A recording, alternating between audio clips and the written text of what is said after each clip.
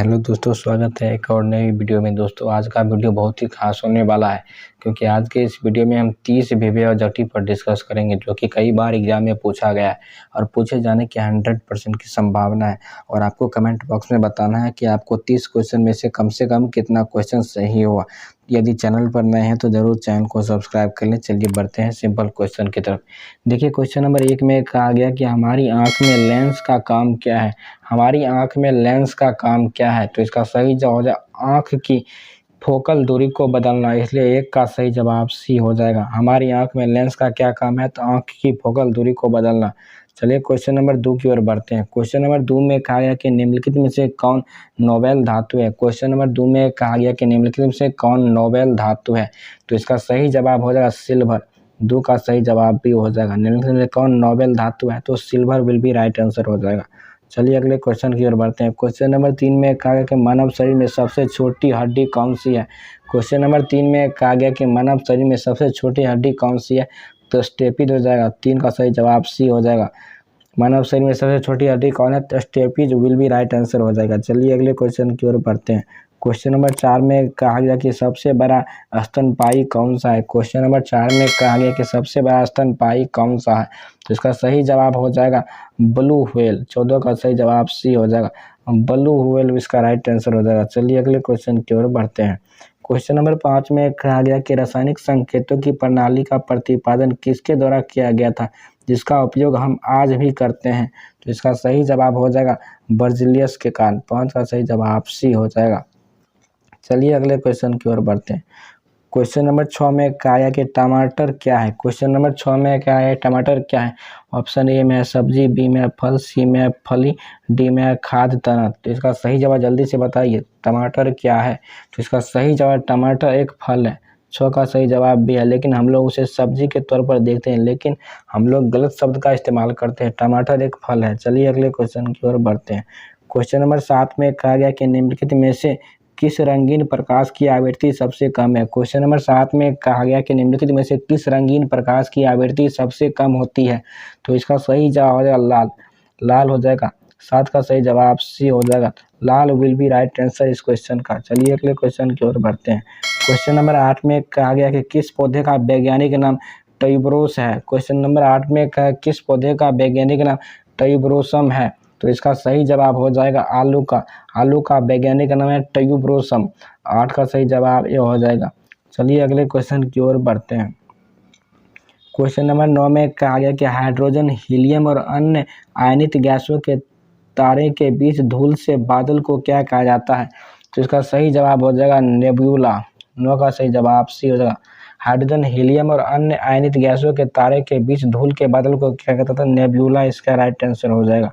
चलिए अगले क्वेश्चन की ओर बढ़ते हैं। क्वेश्चन नंबर 10 में कहा गया कि भात का बाल सर्जन किसे कहा जाता है। क्वेश्चन नंबर 10 में कहा गया कि भात का बाल सर्जन किसे कहा जाता है, तो इसका सही जवाब है अकिंत प्रण जायसवाल। 10 का सही जवाब ये हो जाएगा। भात का बाल सर्जन किसे कहा जाता है, तो अकृत प्रण जायसवाल को। चलिए क्वेश्चन नंबर 11 की ओर देखिए। क्वेश्चन नंबर 11 में कहा गया कि चिकित्सा के क्षेत्र में पाया नोबेल पुरस्कार 1901 ईस्वी में डैश के टीके की खोज के लिए दिया गया था, तो इसका सही जवाब हो जाएगा डिफिथरिया के लिए। डिफिथरिया के लिए 11 का सही जवाब ये हो जाएगा। चिकित्सा के क्षेत्र में पहला नोबेल पुरस्कार 1901 ईस्वी में डिफिथरिया की टीके की खोज के लिए दिया गया था। चलिए अगले क्वेश्चन की ओर बढ़ते हैं। क्वेश्चन नंबर 12 में कहा गया कि निम्नलिखित में से कौन सी एक अक्षीय हड्डी नहीं है। क्वेश्चन नंबर 12 में कहा गया कि निम्नलिखित में से कौन सी एक अक्षीय हड्डी नहीं है, तो इसका सही जवाब है कंधा। कंधा एक अक्षीय हड्डी नहीं है, इसलिए 12 का will be right answer C हो जाएगा। चलिए अगले क्वेश्चन की ओर बढ़ते हैं। चलिए क्वेश्चन नंबर 13 में कहा गया कि निम्नलिखित में से कौन सा मानव शरीर की परमाणु संरचना का एक हिस्सा नहीं है। क्वेश्चन नंबर 13 में कहा गया कि निम्नलिखित में से कौन सा मानव शरीर की परमाणु संरचना का एक हिस्सा नहीं है, तो इसका सही जवाब है लेड। 13 का सही जवाब डी हो जाएगा। Lead will be right answer. चलिए अगले क्वेश्चन की ओर बढ़ते हैं।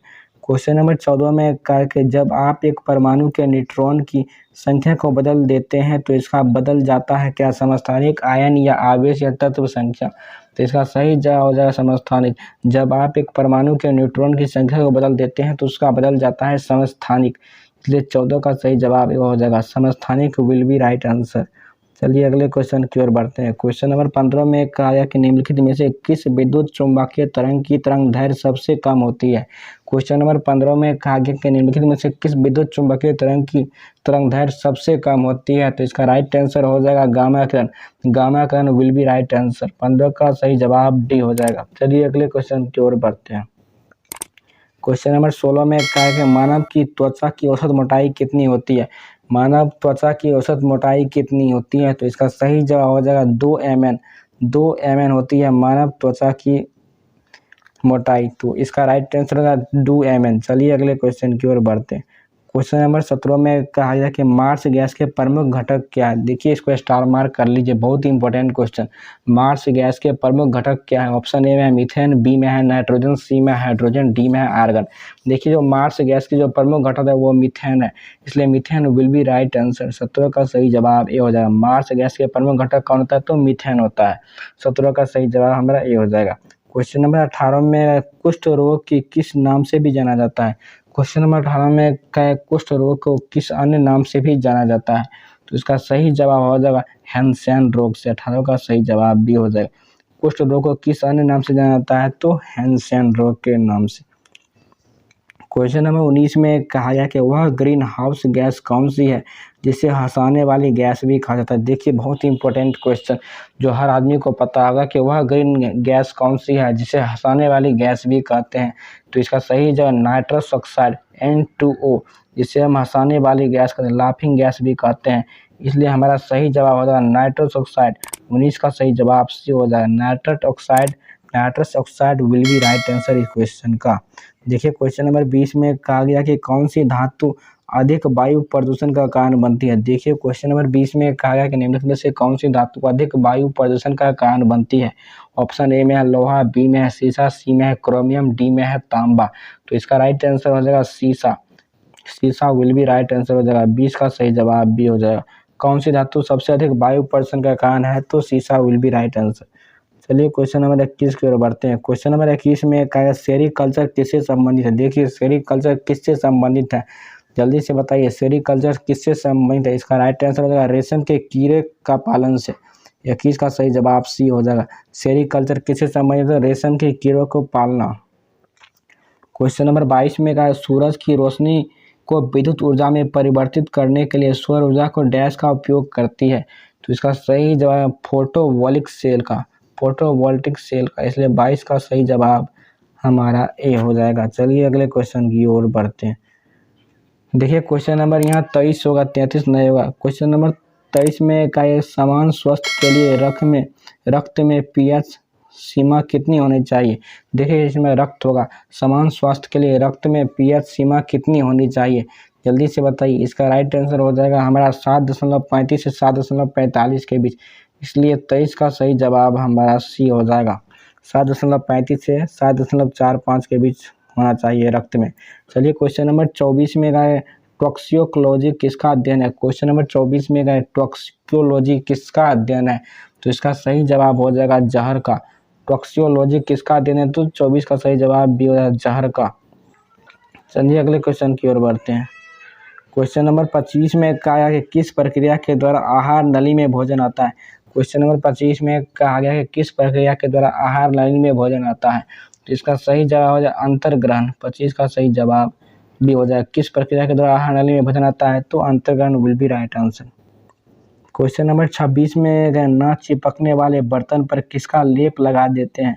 क्वेश्चन नंबर 26 में न चिपकने वाले बर्तन पर किसका लेप लगा होता है। तो इसका सही जवाब हो जाएगा टेफ्लॉन का। 26 का सही जवाब सी हो जाएगा। न चिपकने वाले बर्तन पर किसका लेप लगा होता है, तो Teflon will be right answer. Question number 27 में कहा है कि शुद्ध पानी इस प्रकार का विद्युत चालक है।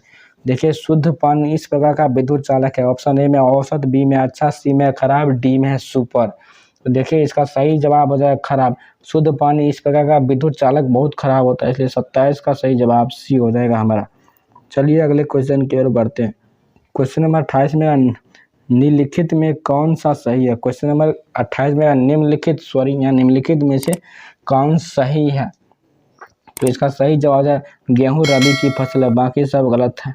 28 का सही जवाब सी हो जाएगा। निम्नलिखित में से कौन सही है, तो गेहूं रबी फसल है, बाकी सब गलत है। देखिए क्वेश्चन नंबर 29 में कहा है कि विटामिन सहायता नहीं करता है। क्वेश्चन नंबर 29 में कहा गया कि विटामिन सहायता नहीं करता है, तो इसका सही जवाब ऊतकों में एंजाइम के निर्माण में सहायता नहीं करता है। इसलिए 29 का हमारा सही जवाब ये हो जाएगा, विटामिन सहायता नहीं करता है ऊतकों के एंजाइम के निर्माण में। चलिए आज के वीडियो के सबसे लास्ट क्वेश्चन की ओर देखिए। क्वेश्चन नंबर 30 में बोरोसिक्लेट ग्लास बर्तन का माइक्रोवेव ओवन में प्रयोग किया जाता है क्योंकि, तो इसका सही जवाब यह अत्यधिक गर्मी प्रतिरोधी है। क्वेश्चन नंबर 30 में बोरोसिलिकेट ग्लास बर्तन का माइक्रोवेव ओवन में प्रयोग किया जाता है क्योंकि यह अत्यधिक गर्मी होता है, इसलिए 30 का सही जवाब हमारा भी हो जाएगा। दोस्तों इस वीडियो में हमने 30 विभेय ऑब्जेक्टिव पर डिस्कस किए थे और आपको कमेंट बॉक्स में बताना है कि आपको 30 क्वेश्चन में से कम कितना क्वेश्चन सही हुआ, और आपको कमेंट बॉक्स में अपना आंसर जरूर बताना है। यदि वीडियो अच्छा लगता है तो वीडियो को लाइक कीजिए, शेयर कीजिए, सब्सक्राइब कीजिए। मिलते हैं नेक्स्ट वीडियो में, तब तक के लिए जय हिंद जय भारत।